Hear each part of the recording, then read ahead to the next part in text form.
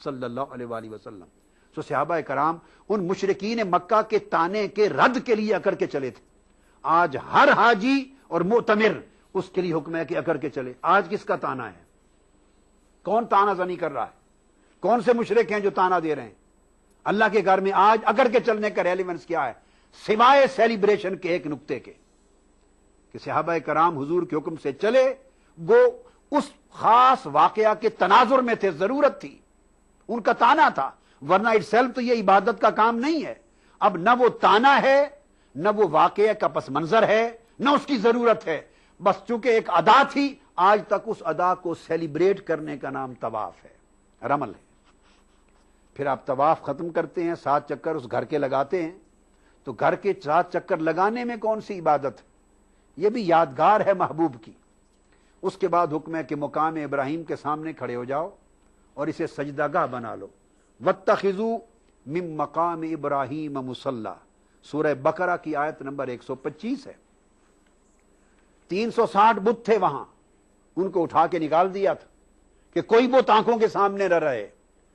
وہ توحید کا مرکز، وہ اسلام جو کسی پتھر اور بت کو نماز کے وقت سامنے رکھنے کی اجازت نہیں دیتا، اب وہ حکم دیتا ہے کہ جب طواف کر چکو تو تمہارا طواف اس وقت تک مکمل نہیں ہوگا جب تک تم اس پتھر کو اپنے سامنے رکھ کر، جس پر سیدنا ابراہیم علیہ السلام کے دونوں قدموں کے نشان ہیں، اس پتھر کو جو ابراہیم علیہ السلام کے قدموں کے نشان کا پتھر ہے، سامنے رکھ کر قبلہ رخ ہو کر جب تک 2 نفل نہ پڑھو تمہارا طواف قبول نہیں ہوگا. نفل اگر آپ کعبے کی کسی سمت اور جا کے پڑھ لیں تو نہیں ہوگے، قبول نہیں ہوں گے.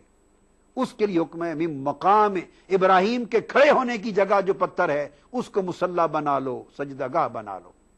سجدہ اللہ کو ہے، سمت کعبہ کی ہے، مگر کعبہ اور اپنے درمیان اس پتھر کو رکھنا ہے جس پر اللہ کے محبوب سیدنا ابراہیم علیہ السلام کے قدموں کے نشان ہیں. یعنی وہ اپنے محبوب پیغمبر کے قدموں کی تکریم کروا رہا ہے، اپنے محبوب پیغمبر اور نبی اس کے قدموں کی تعظیم کروا رہا ہے اور اسے اپنے قبلہ گاہ بنا کے سامنے رکھ رہا ہے. یہ قرآن کا حکم ہے.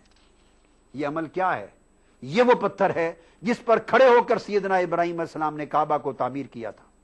پتھر پگھل گیا تھا اور آپ کے دونوں قدموں کے نشان پتھر کے سینے پر سب تو گئے تھے.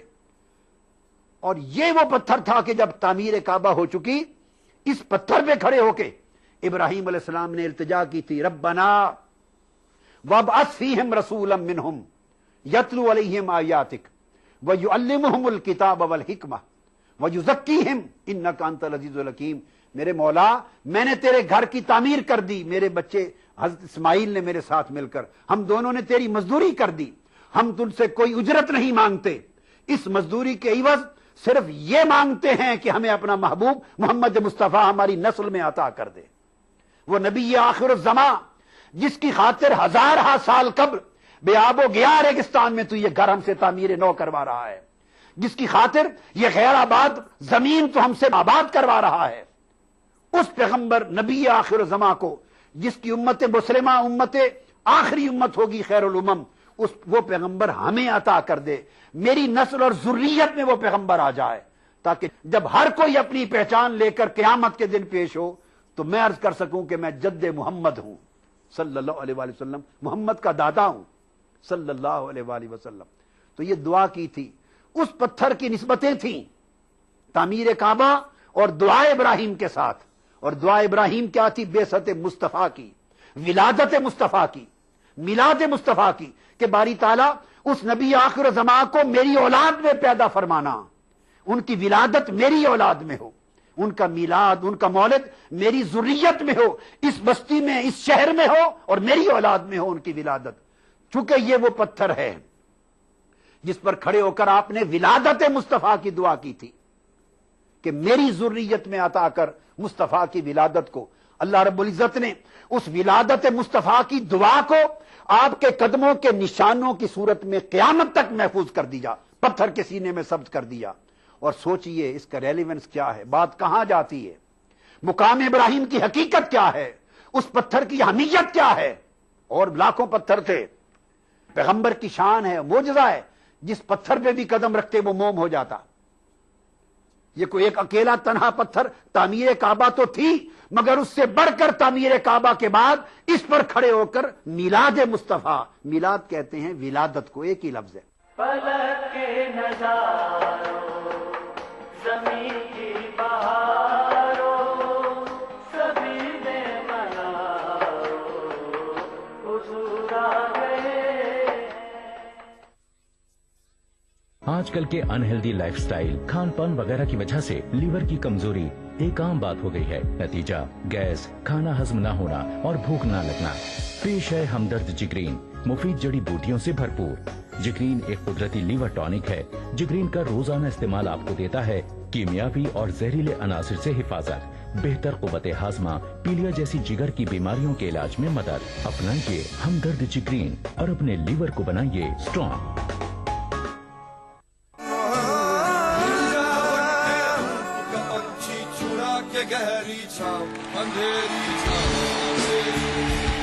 چھوٹی چھوٹی پرابلمز ہماری زندگی میں آ جاتی جو آپ کے پرابلم سے حساب سے کچھ نہیں ہے۔ کیا کمال کی زندہ دلی ہے آپ نے۔ 11 جنوری سے ہر شنیوار اور رویوار رات 9 بجے صرف کالرز پر۔ دیکھیے ای ٹی وی اردو سبھی ڈی ٹی ایچ پلیٹ فارم پر۔ ڈش ٹی وی پر چینل نمبر 787، ایئرٹیل پر چینل نمبر 610، ٹاٹا اسکائی پر چینل نمبر 176، بگ ٹی وی پر چینل نمبر 972، ویڈیو کان پر چینل نمبر 750۔ دیکھیے آپ کا اپنا چینل اور بھی بہتر کوالٹی میں۔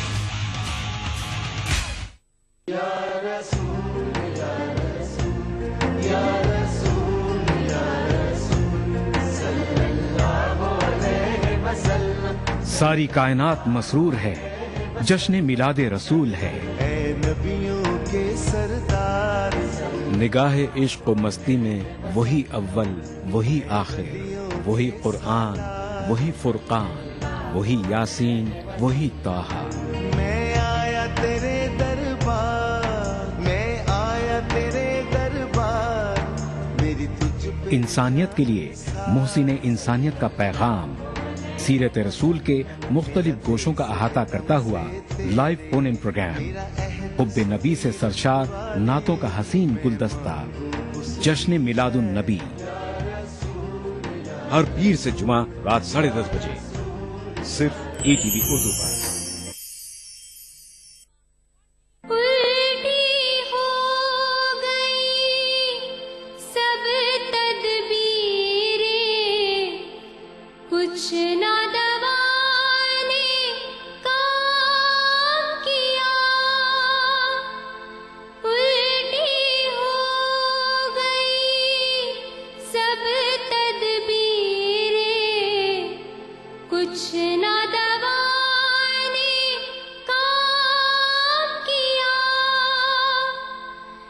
دیکھا اس بیماری دل نے آخر کام تمام کیا، آخر کام تمام کیا۔ فلک کے نظاروں زمین کی بہاروں سبھی نے مناؤ حضور آ گئے۔ میلاد کہتے ہیں ولادت کو، ایک ہی لفظ ہے۔ ولادت مصطفیٰ کی دعا کی تھی، اللہ رب العزت اس ولادت مصطفیٰ کی دعا کو سیلیبریٹ کرواتا ہے مقام ابراہیم کی شکل میں کہ یہاں 2 نفل پڑھو اور تمہارا عمرہ قبول نہیں ہوگا، حج قبول نہیں ہوگا، بیسک طواف قبول نہیں ہوگا جب تک اس پتھر کے قدموں کے نشان کو جو میرے مصطفیٰ کی ولادت کی دعا سے متعلق ہیں سامنے رکھ کر نفل نہ پڑھ لو۔ تو یہ سارا کچھ سیلیبریشن ہے۔ پھر آپ عرفات چلے جاتے ہیں، عرفات حضرت آدم اور حضرت حوا کی ملاقات کی سیلیبریشن ہے۔ حضرت حوا مغرب کی طرف کہیں عرب میں اتری تھیں آسمان سے، آدم علیہ السلام ایک روایت کے مطابق سراندیب کے پہاڑ میں اترے تھے، ایک دوسرے کو تلاش کرتے کرتے اس میدان میں آ کے ایک دوسرے سے ملے اور ایک دوسرے کو پہچان لیا، جس کو عرفات کہتے ہیں۔ عرفات پہچان لینا، حج اور کچھ نہیں ہے۔ نہ عرفات کے میدان میں کوئی مخصوص عبادت ہے، نہ مخصوص نفل ہیں، نہ مخصوص صورتوں کی تلاوت ہے، نہ مخصوص تسبیحات ہیں، نہ ذکر اذکار ہے، کوئی عمل خاص مخصوص نہیں، جو کریں اللہ کو قبول ہے۔ حج صرف اس چیز کا نام ہے کہ ظہر یعنی زوال کے وقت سے لے کر غروب آفتاب تک اس دورانی عرصے میں اس میدان میں تم بھی پہنچ جاؤ، جمع ہو جاؤ جہاں آدم اور حوا پہنچ گئے تھے۔ تو ان کی ملاقات اور پہچان کی یادگار ہے۔ آپ صرف سیلیبریٹ کرتے ہیں ان کی ملاقات کو، یہ حج ہے۔ حج اللہ کے دو مقرب بندوں کی ملاقات کی سیلیبریشن ہے۔ پھر آپ مزدلفہ کا آ کے وقوف کرتے ہیں، کنکریاں چنتے ہیں، پھر مینا جا کے شیطانوں کو کنکریاں مارتے ہیں۔ آج نہ وہاں کوئی شیطان ہے، نہ اسماعیل علیہ السلام کھڑے ہیں، نہ کوئی آپ کو ورغلا رہا ہے، نہ شیطان کو دوڑانے کے لیے کسی کنکریاں مارنے کی ضرورت ہے۔ کوئی ریشنیل نہیں ہے، کوئی وزڈم ظاہراً نظر نہیں آتی، کوئی لاجک نہیں ہے، کوئی فلسفی نہیں ہے، کوئی انٹرپریٹیشن آپ نہیں کر سکتے۔ اگر سیلیبریشن کے بنیادی تصور کا انکار کر دیا جائے تو حج کے سارے مناسک کالعدم ہو جاتے ہیں۔ اب آپ 3 دن رک کر آ کے 3 شیطانوں کو کنکریاں مارتے ہیں، چھوٹے کو، وسط والے کو، اس سے بڑے کو۔ کیوں؟ شیطان نے 3 مقامات پر آ کر حضرت اسماعیل علیہ السلام کو برگلانے کی کوشش کی تھی کہ آپ کے والد تمہیں ذبح کرنے کے لیے لے جا رہے ہیں۔ آپ نے والد سے پوچھا، ابراہیم علیہ السلام سے، ان کے امر سے کنکریاں اٹھا کے ماری، شیطان کو بھگا دیا۔ اب تو بھگانے کی ضرورت نہیں ہے، مگر حاجی کا حج نہیں ہوتا جب تک رمی جمرات نہ ہو۔ وہ ستون بنا دیے گئے پتھروں کے، شیطان کا نمونہ، تو وہ شیطان کا جو وجود تھا اسے سیلیبریٹ کیا جا رہا ہے ستونوں کی شکل میں، وہ جمرات ہیں۔ اور کنکریاں مارنا اسماعیل علیہ السلام کے عمل کو سیلیبریٹ کیا جا رہا ہے، اس کے سوا اور کچھ نہیں، کہ یہ بھی ایک سیلیبریشن ہے۔ اور پھر اس کے بعد جب آپ فارغ ہو جاتے ہیں، پھر آپ پہلی کنکری مارنے کے بعد پھر آپ احرام اتارتے ہیں، اپنا سر کے بال اتارتے ہیں، پھر آپ احرام اتار دیتے ہیں، حلق یا قصر کرواتے ہیں، یہ بھی سنت ہے۔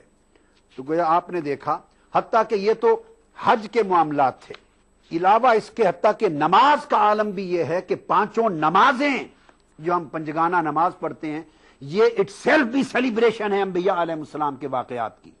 محمد بن عائشہ روایت کرتے ہیں، اور امام طحاوی نے شرح معانی الآثار میں روایت کیا، کتاب الصلاۃ میں حدیث نمبر 1014 ہے کہ فجر کی نماز، آدم علیہ السلام کی توبہ وقت فجر قبول ہوئی، آپ نے شکرانے کے 2 نفل ادا کیے، وہ آج تک امت مسلمہ کی نماز فجر اس کی یادگار بن گئی، قبول توبہ کی یادگار بنی۔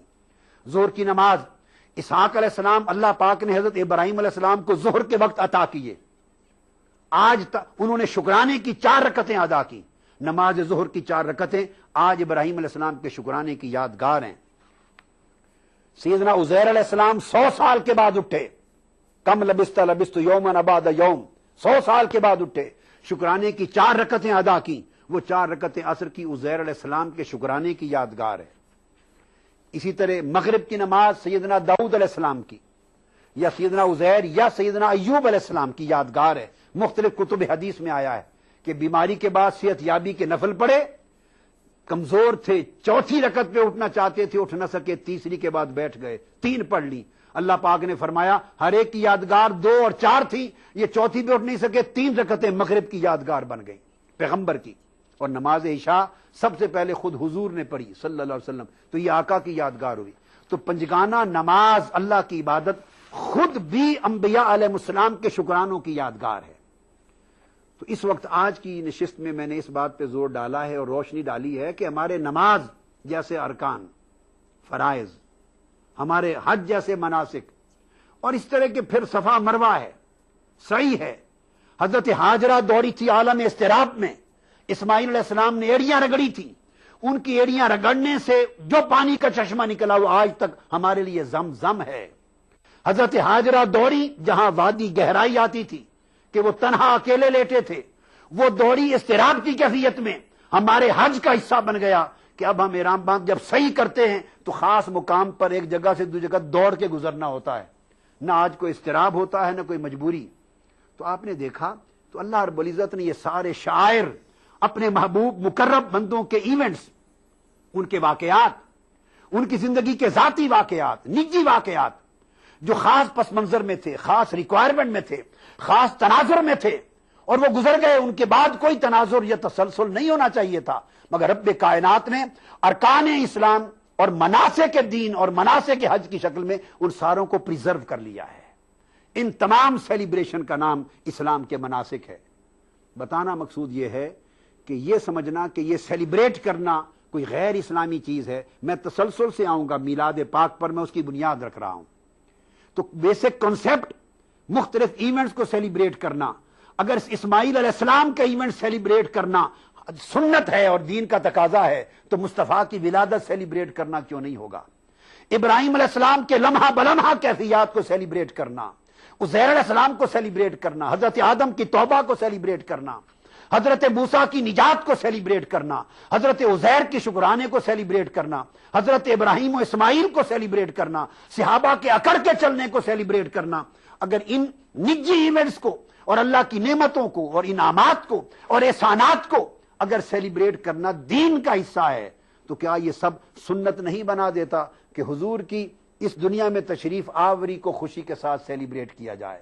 ایک بات ہے کسی چیز کو سیلیبریٹ کرنا، اور ایک دوسری بات ہے وہ پرانا واقعہ جو صدیوں پہلے، ہزاروں سال پہلے گزر گیا، جس کو سیلیبریٹ کیا جا رہا ہے۔ اب اس واقعے کے ساتھ اپنے سوچ کو، اپنے ذہن کو، اپنے تصور اور اپنے تخیل کو کنیکٹ کرنا اور اس واقعے کا تصور اپنے ذہن میں لانا، اس واقعے کا تخیل قائم کرنا، اور تصور اور تخیل کے ذریعے سے اپنی کیفیات کو، اپنے احساسات کو، فیلنگز کو اس واقعہ کے ساتھ یوں کنیکٹ کرنا کہ گویا وہ کیفیات جو اس وقت رونما ہونے والے واقعہ کے نتیجے میں پیدا ہوئی، وہ کیفیات آج صدیوں ہزاروں سال بعد بھی آپ کی طبیعت پر واقع ہو جائیں، آپ اسی طرح فیل کریں، وہ کیفیت آپ کی واردات بن جائے، یعنی آپ اسپریچولی ایکسپیرینس کریں ان چیزوں کو، اور اس طرح آپ اپنے اوپر طاری کر لیں وہ کیفیت۔ اگر غمی کا واقعہ ہے تو غم کی کیفیات طاری کر لیں، اگر خوشی کا ایونٹ ہے جسے سیلیبریٹ کیا جا رہا ہے یا جسے کمیموریٹ کیا جا رہا ہے، یاد کیا جا رہا ہے، جس کی یادگار منائی جا رہی ہے، تو پھر اس خوشی اور غمی کا جو بھی ایونٹ ہے اسی جیسی کیفیت کو اپنی واردات بنا لیا جائے۔ ہم جب حضور نبی اکرم صلی اللہ علیہ وسلم کے میلاد کو سیلیبریٹ کرتے ہیں تو امت مسلمہ کے لیے اور اہل ایمان کے لیے اس سے بڑی خوشی، فرحت اور مسرت کا ایونٹ اور کیا ہوگا کہ ان کے وہ پیغمبر جسے اللہ نے رحمت للعالمین بنا کر بھیجا، جنہوں نے پوری انسانیت کو اپنی تشریف آوری کے بعد کفر، شرک اور جہالت کے اندھیروں سے نکال کر علم اور ایمان اور عظمت کے نور کی طرف متوجہ کر دیا، گری ہوئی انسانیت کو جنہیں اللہ رب العزت نے بلند مقام پر حضور کی بعثت کے تصدق سے فائز کر دیا، جس امت کو اشرف الامم، خیر الامم بنا دیا، اور جن کو اللہ رب العزت نے حضور کی آمد کے نتیجے میں آقا علیہ السلام کی رحمت سے دنیا میں بھی عظمت ملی اور آخرت میں بھی شفاعت ملی، اور ساری نعمتوں کا ذریعہ، وسیلہ اور واسطہ حضور کی ذات بن گئے، اور جن کے ذریعے سے قرآن نصیب ہوا اور ساری دنیا اور آخرت کی نعمتیں نصیب ہوئی۔ جس دن وہ پیدا ہوئے، جس دن وہ تشریف لائے، ان کی تشریف آوری اور ان کی ولادت کے ایونٹ سے بڑھ کر خوشی، فرحت، مسرت کا اور ایونٹ کیا ہوگا؟ تو آج جب اسے سیلیبریٹ کیا جائے تو اس طرح سیلیبریٹ کیا جائے جیسے ایکچول ریئل خوشی کسی ایونٹ کی ہو رہی ہے، اور آدمی خود کو اس تصور میں گم کر دے، اس تخیل میں گم کر دے، اور خوشی اور مسرت کی وہ کیفیات پیدا کرے۔ اس میں انسان کمکمے لگاتا ہے، محافل کرتا ہے، صدقہ خیرات کرتا ہے، اچھے لباس پہنتا ہے، اور اظہار مسرت کرتا ہے، اظہار فرحت کرتا ہے۔ پتہ چلتا ہے کہ یہ وہ لوگ ہیں کہ انہیں کسی واقعہ پر یا کسی ایونٹ پر واقعتاً سب سے بڑھ کر خوشی ہے، مسرت ہے، یہ اس کے ایمان کی علامت ہوگی۔ ان کیفیات کو طاری کرنا، یہ بنیادی تھیم ہے آج میری گفتگو کا۔ اس تھیم کے لیے میں چند احادیث کو آج بیان کرنا چاہتا ہوں۔ قرآن مجید میں آپ نے پڑھا اور سنا ہوگا کہ قوم سمود کا ذکر آیا ہے، جن کی طرف اللہ رب العزت نے حضرت صالح علیہ السلام کو بھیجا تھا۔ پس منظر یہ ہے، یہ صحیح بخاری اور صحیح مسلم اور بہت ساری کتب حدیث میں پھر اس کی تفصیلات آئی۔ تو حضرت صالح علیہ السلام کے پاس معجزہ کے طور پر اللہ نے ایک اونٹنی دی تھی. وہ قوم سمود جہاں آباد تھی اس قوم سمود کے پاس 2 کنویں تھے. ایک قوم سمود کی ملکیت میں تھا کنواں، اور ایک کنواں وہ تھا جو صالح علیہ السلام کی اونٹنی جہاں سے پانی پیا کرتی تھی. ایک دن اس کے لیے مقرر تھا. اب ہوا یہ کہ قوم سمود نے جو نافرمان قوم تھی انہوں نے اللہ کی نافرمانی میں اور حضرت صالح علیہ السلام کی مخالفت میں آپ کی اونٹنی کی کونچیں کاٹ دی، اس کو ذبح کر دیا، شہید کر دیا. اس پر ان کے اوپر بہت بڑا عذاب آیا اور وہ قوم تباہ و برباد کر دی گئی. یہ ایک واقعہ ہے جس کا قرآن مجید میں واضح ذکر ہے، اور یہ بتانے کی ضرورت نہیں ہے، ہر شخص جانتا ہے. قرآن مجید میں بڑی صراحت کے ساتھ اس واقعہ کا بیان ہے. اب جو نقطہ میں بیان کرنا چاہتا ہوں وہ صحیح بخاری کا ہے. صحیح بخاری کتاب الانبیاء، اور اس میں یہ اللہ رب العزت کا جو قول ہے وَإِلَىٰ ثَمُودَ أَخَاهُمْ صَالِحًا، اس کی تفسیر میں حضور علیہ الصلوۃ والسلام نے یہ بیان فرمایا ہے. اور پھر اس کو صحیح مسلم نے بھی بیان کیا ہے. مسلم نے کتاب الزہد کے اندر، امام ابن حبان نے اپنی صحیح میں روایت کیا ہے، امام بہقی نے سنن الکبریٰ میں روایت کیا ہے، اور پھر امام طبری نے، امام قرطبی نے، امام ابن کثیر نے، پھر تمام ائمہ تفسیر نے بھی اس کو آگے بیان کیا ہے. تو حدیث پاک میں ہے کہ حضور علیہ الصلوۃ والسلام جب غزوہ تبوک پر تشریف لے جا رہے تھے تو صحابہ کرام آپ کے ہمراہ تھے. تو آپ نے صحابہ کرام کو حکم دیا جو کنواں قوم سمود کی ملکیت تھا، وہ جو نافرمان قوم جن پر صالح علیہ السلام کی گستاخی اور اونٹنی کو قتل کرنے کے نتیجے میں عذاب آیا تھا، اس قوم سمود کے کنویں سے پانی نہیں پینا، اپنے برتنوں میں پانی نہیں بھرنا، اس سے سالن نہیں بنانا، آٹے نہیں گوندنے. مگر ہوا یہ کہ جب آقا علیہ الصلوۃ والسلام نے یہ حکم دیا تو اس حکم سے پہلے وہ صحابہ چونکہ سفر پہ آ رہے تھے، ضرورت تھی، اس کنویں سے پانی بھر چکے تھے. انہوں نے اپنے آٹے گوندھ لیے تھے، کئیوں نے سالن پکا لیے، کئیوں نے برتن بھر لیے. تو حدیث پاک میں آتا ہے، میں صحیح بخاری آپ کے سامنے پیش کر رہا ہوں. یہ صحیح بخاری ہے میرے سامنے، اس کی کتاب الانبیاء ہے اور حدیث نمبر 3378 ہے. اور عن ابن عمر رضی اللہ تعالی عنہ، عبداللہ بن عمر روایت ہے، ان رسول اللہ صلی اللہ علیہ وسلم لما نازل الحجر فی غزوۃ تبوک، غزوہ تبوک میں جب آپ مقام حجر پر اترے، امرهم ان لا يشربوا من بئرها ولا يستقوا منها فقالوا قد اجنا منا واستقينا فامرهم ان يطرحوا ذلك العجين. یہ حدیث حضور علیہ السلام فرمایا، روایت ہے کہ آپ نے حکم دیا کہ آپ نے اس کنویں سے پانی نہیں بھرنا، نہ پانی پینا، نہ اس کو بھرنا. صحابہ کرام نے عرض کیا یا رسول اللہ، ہم نے تو آپ کے حکم سے پہلے اس میں سے پانی لے لیا، اپنے آٹے بھی گوندھ لیے، سالن بنا لیے. حضور علیہ السلام نے فرمایا اپنے سارے آٹے گرا دو اور برتنوں سے پانی انڈیل دو. اس پانی کو آپ نے فرمایا نیچے انڈیل دو. اب سوال یہ پیدا ہوتا ہے، بنیادی جو چیز ہے اس میں سے ایک، کہ وہ قوم سمود کا کنواں تھا اس وقت، 1000 سال گزر گئے، آج وہاں نہ قوم سمود بیٹھی تھی اور نہ وہ کنواں آج ان کی ملکیت میں تھا. اور جو پانی تھا قوم سمود کا وہ بھی 1000 سال بعد صاف ظاہر ہے وہی پانی تو نہیں رہتا. مگر چونکہ اس پانی کی، اس کنویں کی نسبت تھی قوم سمود کی طرف، جو مخالفان نبی تھے، پیغمبر تھے، جو گستاخان پیغمبر تھے، جو اللہ کے عذاب یافتہ تھے، تو اللہ رب العزت نے اس حضور علیہ الصلوۃ والسلام نے اس کنویں سے پانی پینے اور بھرنے کی بھی اجازت نہیں دی.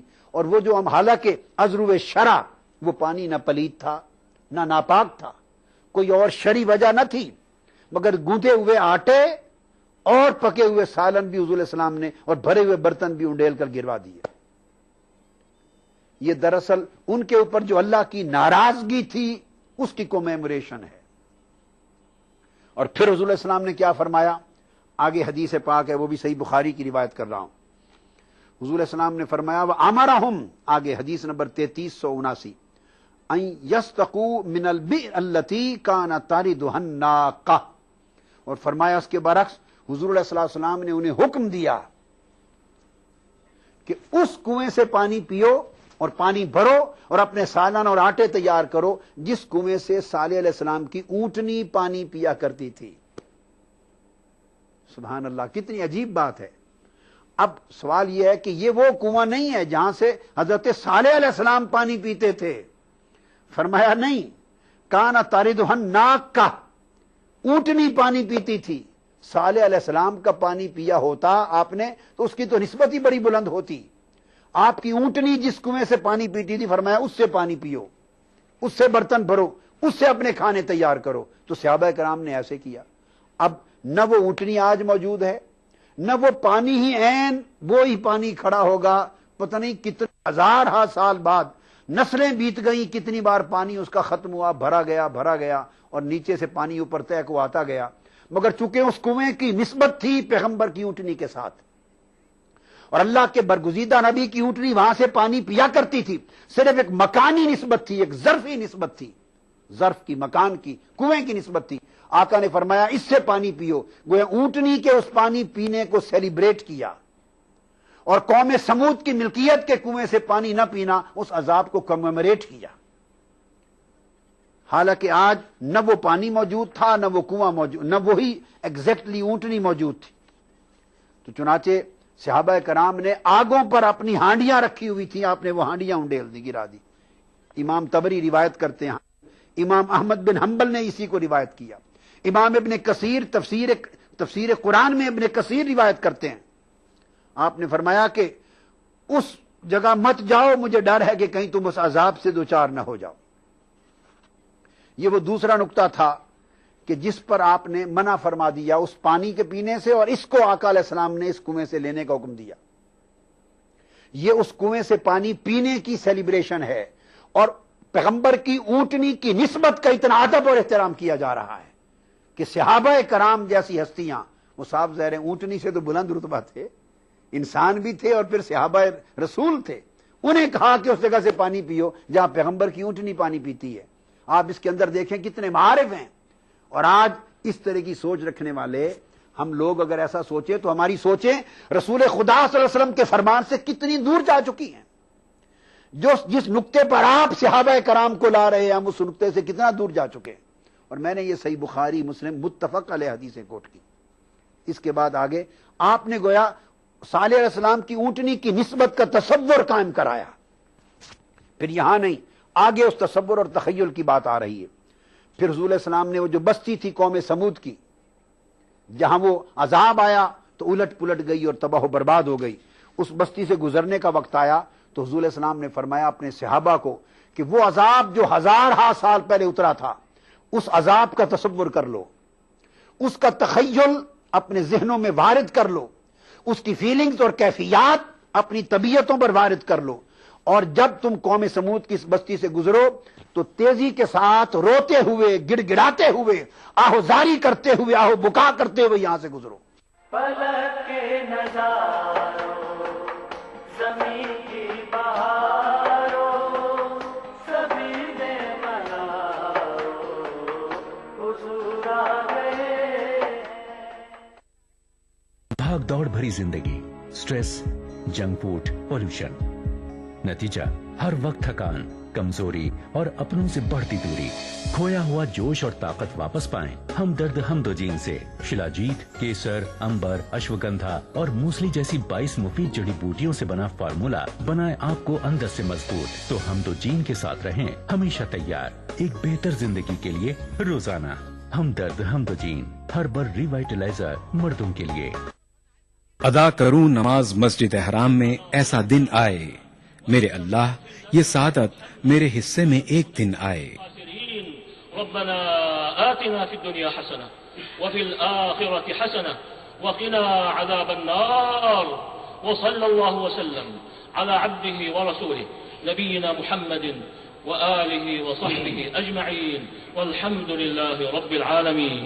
الحمد لله رب العالمين الرحمن الرحيم مالك يوم الدين إياك نعبد وإياك نستعين اهدنا الصراط المستقيم صراط الذين أنعمت عليهم غير المغضوب عليهم ولا الضالين.